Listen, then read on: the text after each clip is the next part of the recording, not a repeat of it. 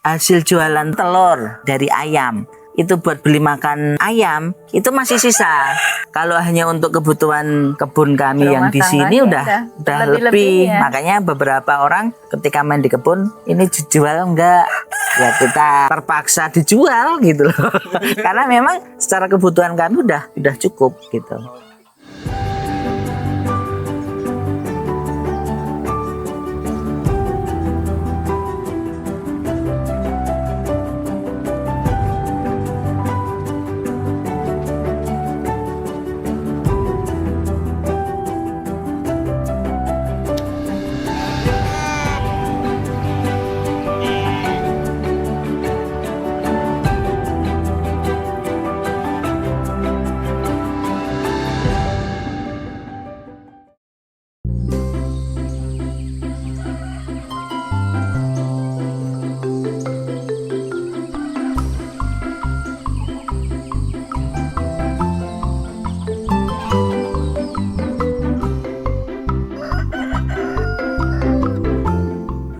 Berawal dari memanfaatkan lahan penuh dengan semak belukar dan juga ular, disulap menjadi kebun indah seperti ini. Bahkan siapa sangka orang-orang dari berbagai penjuru daerah sekelas menteri pun datang berkunjung ke kebun ini, sedulur sekalian. Spesial 1 tahun kebun Bu Uti kami hadirkan buat sedulur Oasis. Jadi silakan tonton dari awal hingga akhir dan selalu setia bersama Oasis. Mundur ke belakang dan selamat menyaksikan.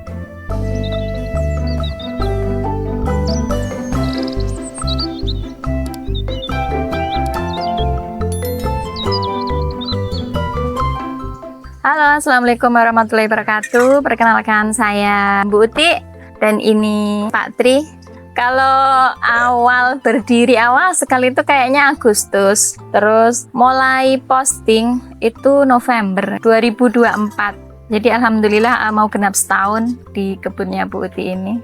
Awalnya kan sini itu ada lahan yang nggak terurus gitu, terus adanya saya pernah lihat ular di sini itu yang terus membuat resah ketika anak-anak kami main di sekitar sini. Makanya ya dibersihkan supaya kesobo wong. Jadi orang mau main di sini itu nggak takut, terutama ya anak-anak kami kan gitu.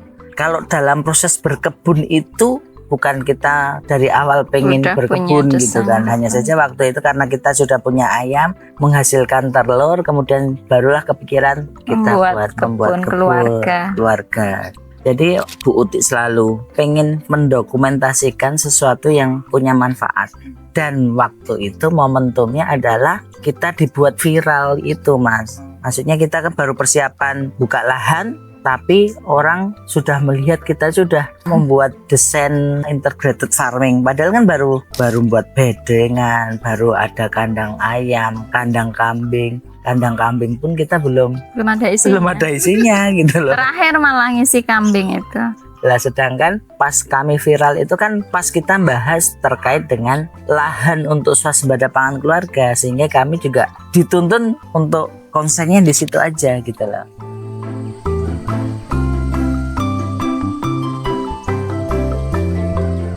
Selama ini kan kalau berkebun tidak di layout ya, jadi tidak tertata dengan rapi. Nah dulu Pak Tri waktu membuat kebun syaratnya harus yang rapi, saya bilang yang rapi dan tidak terlalu kotor-kotor. Nah, terus dibuat Pak Tri seperti ini. Waktu proses kita berbudidaya tanaman itu memang kami belajar terkait dengan bertani organik. Terus kami dikasih ilmu terkait bekal untuk berbudidaya tanaman organik kayak gitu, ya memang modalnya itu yang pernah saya sampaikan. Naliati ngulir budi. Naliati itu ya seneng dulu. Dari seneng itu tak petain yang membuat seneng itu apa. Itu yang coba saya breakdown teknisnya seperti apa. Misalnya ya kandangnya sing apik, kandangnya sing nggak mampu, kita bisa menikmati. Terus jalan daripada kebun dikasih wet mat biar nggak terlalu becek. Kemudian kita mulai coba melengkapi semuanya. Misalnya kan karena konsepnya mau mengintegrasikan, ketika masak sampah dapurnya meningkat. Lah ketika punya sampah dapur, berarti kita harus piara maggot.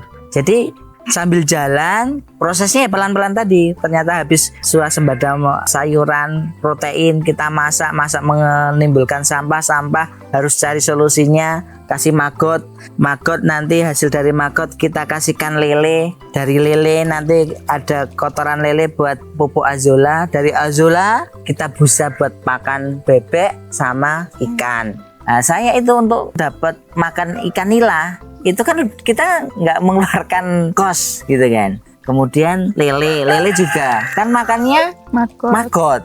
Kemudian telur dari ayam. Kalau pure kita jual, hasil jualan telurnya itu buat beli makan ayam itu masih sisa gitu. Kemudian kalau kambing itu memang saya dapat kotoran kohe itu kita manfaatkan buat pupuk sehingga kita nggak beli pupuk. Kalau untuk kambing sendiri sebetulnya momentumnya adalah pas kurban. Jadi kalau kurban kan kita bisa jualan dan bisa dapat untung dari sana. Sehingga kalau keuntungan itu kami ambil untuk biaya pakan itu juga sebetulnya masih masuk gitu loh. Kalau hanya untuk kebutuhan kebun kami yang di sini udah lebih. Ya. Makanya beberapa orang ketika main di kebun ini dijual enggak? Ya kita terpaksa dijual gitu loh. Karena memang secara kebutuhan kami udah cukup gitu.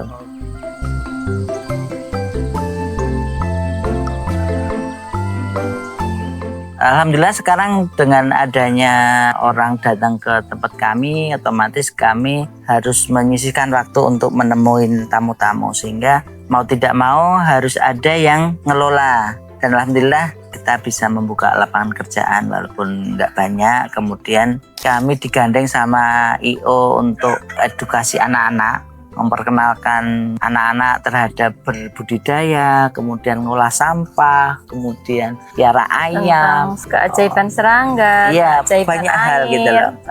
Tentunya saudara kami jadi lebih banyak, itu juga bagi saya buah kebaikan gitu. Selain itu anak-anak kami juga belajar untuk terlibat di sini dan ini sebagai bagian dari kehidupan kami karena kami tiap hari juga makan telur, tiap hari kami juga masak. Kemudian kita lihat ketika ini sudah bisa berjalan sendiri, artinya kita secara SOP sudah ada, kemudian yang mengelola juga sudah ada istilah ada karyawan, ya kita sebetulnya tinggal memanage saja ya.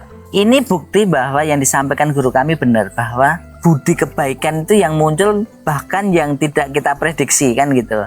Taunya kami ya kita berbudidaya, hasil dari budidayanya itulah hasilnya gitu kan. Hanya saja ternyata banyak hasil yang kita nggak pernah prediksi, termasuk kita ada permintaan untuk, Mas, saya punya lahan, bisa nggak saya di set upkan kebunnya, plus kandangnya, plus rest bednya. Rest bednya pun sebetulnya itu kan bukan produk kami. Artinya ada tamu datang ke sini mau beli ayam, ternyata beliau punya perusahaan galvanis. Terus, ayo Mas buat ini bisa dijual. Kami jualan itu muncul dengan sendirinya. Artinya budi itu keluar, kebaikan itu keluar dengan sendirinya. Selain itu ada apa lagi Mi? Kandang ayam, telur bebek, kemudian telur ayam. Bahkan hasil dari kebun pun kayak kemarin yang dibeli Pak Menteri itu kan labu madu. Itu kalau kami konsumsi semua itu juga nggak habis. Karena banyak kan gitu loh. Selain itu apa lagi Mi? Azolla. Karena orang kan bingung beli azolla tempat putih bisa nggak? Ya bisa aja kalau mau gitu loh. Jadi malah munculnya potensi usaha itu justru malah dari follower kami yang meminta gitu loh. Walaupun misalnya tak suruh misalnya mau cari ayam, coba cari di grup Facebook apa-apa gitu. Ya mereka maunya putih ya, jadi ya gimana lagi gitu.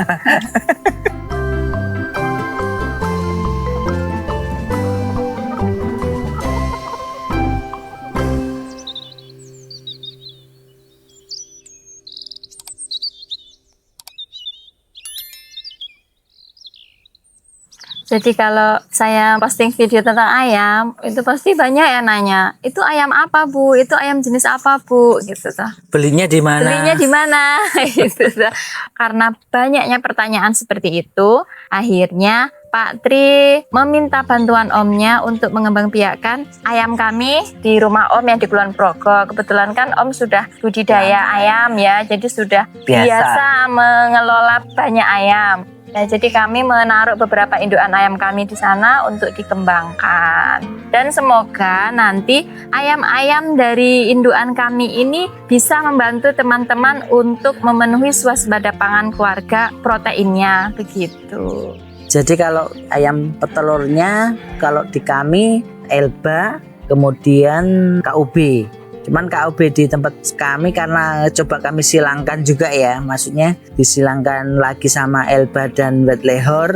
Jadi kita kayak punya varietas baru. Jadi kalau orang tanya kan, ini namanya ayam apa Mas? Kita namain namanya ayam silatik. Silangan ayam Bu Utik begitu. Jadi itu silangan dari betinanya Elba, pejantannya itu hasil silangan White Lahore sama KUB.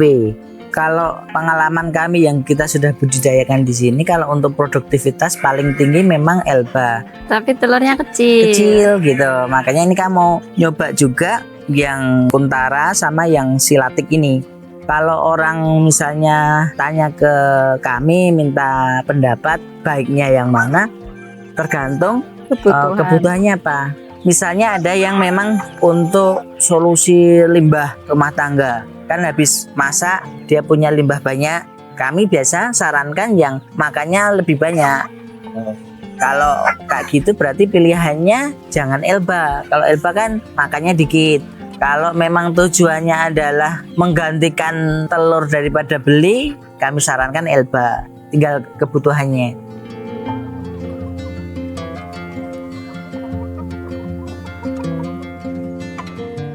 Kita melihara ayam kan juga kita harus memperhatikan hak-haknya ayam ya. Walaupun ayamnya di kandang dan kita pakai kandangnya sistem cage free ya. Jadi ayam-ayamnya masih punya hak untuk bisa ceker-ceker, masih bisa kesana kemari, masih bisa bertengger juga. Ada tempat untuk bertelurnya, ada tempat untuk berlindungnya juga, ada tempat untuk mandi juga karena ayam kan juga butuh ya kipu mandi kayak gitu. Dengan fasilitas kandang ini ayamnya bahagia gitu. Kalau kandangnya cage free gini kan kita masih bisa nih lihat-lihat ayam, kita menikmati lihat ayam minum, lihat ayam makan, itu seneng gitu. Ini kandang ayam pertama nih buatan Pak Tri ya Pak Tri. Jadi sistem alasnya kita pakai sistem alas kompos sama pasir. Jadi kita sediakan memang area pasir untuk mereka kipu untuk mandi gitu. Nah yang sistem alas kompos ini paling efektif ya Pak Tri ya. Pertama dia kan nggak bau, kemudian kalau yang ini memang kami khususkan untuk memproduksi telur fertil karena kan cuman kami isi 4 betina 1 jantan. Dari telur-telur ini yang kita budidayakan untuk ditetaskan di sini. Terus kalau yang kandang yang lain itu yang besar itu kalau sana memang buat produksi telur aja, jadi telurnya nggak kami tetesin. Jadi kalau untuk kandang itu sebetulnya kalau hanya sekedar untuk memenuhi hak ayam itu sebetulnya bisa sangat simpel ya. Misalnya kalau cuman pelihara 5 ekor itu kita bisa buat ukuran 1,5 meter sekali 1 meter itu 5 bisa loh. Bisa. Dan dengan alas yang mungkin alas kompos itu jadi kita nggak perlu bersihin, terus jauh lebih murah. Kalau sepengalaman kita ya, yang paling mudah, yang paling membuat kita ini ya yang tengah ya. Kalau yang di tengah itu sudah kita tutup semua, tapi pakai yang bening. Sinar matahari masih bisa masuk, cuman ketika hujan dia tidak kehujanan. Jadi aman lah. Dan itu sifatnya knockdown, dikirim kemana, pindah-pindah juga bisa. Misalnya bosen di daerah sini bisa dipindah tempat lain, itu gampang. Iya, tinggal pakai skrup aja udah bisa. Kandang itu kemarin ada pesan ya, masih Jawa ya, Mojokerto, Surabaya, Bogor. Yang sudah sampai kemudian mereka merakit, nggak ada yang nggak berhasil dirakit, semua bisa. Saya sarankan mending yang kecil itu, yang 1 kali 3 meter. 1 kali 3 itu bisa untuk 10 ayam. Amanya jantan 1, nanti betina ya 7 sampai 9 gitu.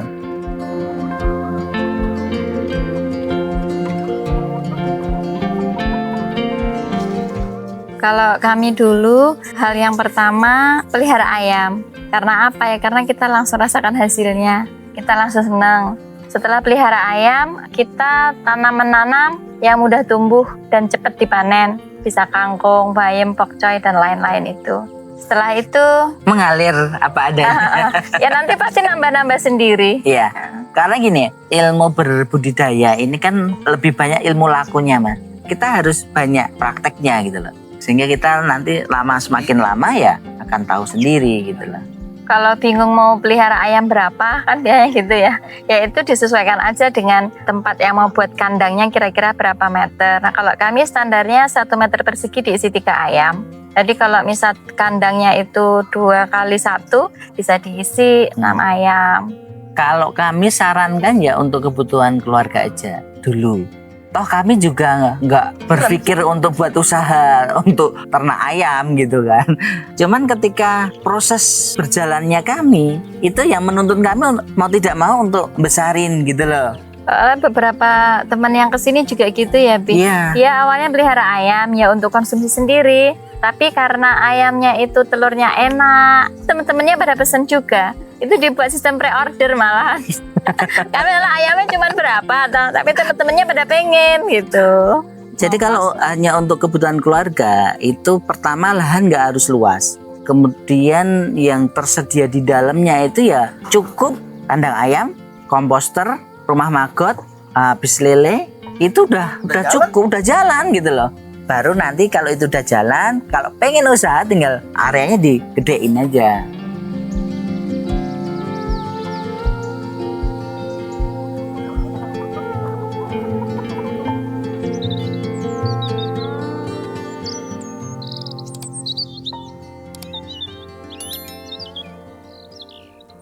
Kita refleksi 1 tahun kebun Bu Uti. Kalau bagi Umi itu bukan hanya sekedar hasil panennya ya, tapi lebih ke perubahan dalam diri kita. Itu kita jadi lebih bisa menekan ego masing-masing dan kita jadi lebih sadar tentang potensi kita masing-masing, kelebihan kita masing-masing ya. Kayak di kebun Bu Uti ini Pak Tri kan yang bagian melayout, merapikan segala macam ya. Tapi dalam hal video, konten segala macam itu menjadi kekuasaan saya. Jadi kita sudah sadar dengan kelebihan masing-masing dan itu membuat kita jadi lebih harmonis ya, Bi ya. Karena kan sebetulnya kuncinya itu kan kalau berkeluarga ya. Pelajaran kami dari kebun ini kita bisa menekan ego. Kan sebelumnya ya kita sering undur-unduran ya, Bi ya. Tapi setelah dibuktikan dengan kelebihan masing-masing kita jadi dan hasilnya sadar. alhamdulillah gitu lah. Artinya kan mungkin kalau dari sisi kontennya Bu Uti ya alhamdulillah kita pertumbuhan followernya itu termasuk cepat. Kemudian dari sisi kemanfaatan yang ada di kebun, Umi merasakan yang jauh lebih punya manfaat. Kayak makanan kita jauh lebih sehat. Dan ini yang mungkin banyak orang melihat dan teman-teman banyak terinspirasi dan terbukti bahwa apa yang kami kerjakan yang biasa nggak bisa ke Jogja atau ke kebun itu biasanya mereka sudah action kemudian divideokan itu nge-tag di akun kami. Itu bagi kami sesuatu yang luar biasa ya, ternyata kita bisa lah bermanfaat punya untuk orang manfaat. lain. Bahkan sampai ketika yaitu ada orang mau sesuatu yang ada di kebun kita, dengan senang hati kita akan mengupayakan supaya teman-teman itu bisa merasakan seperti apa yang kami rasakan.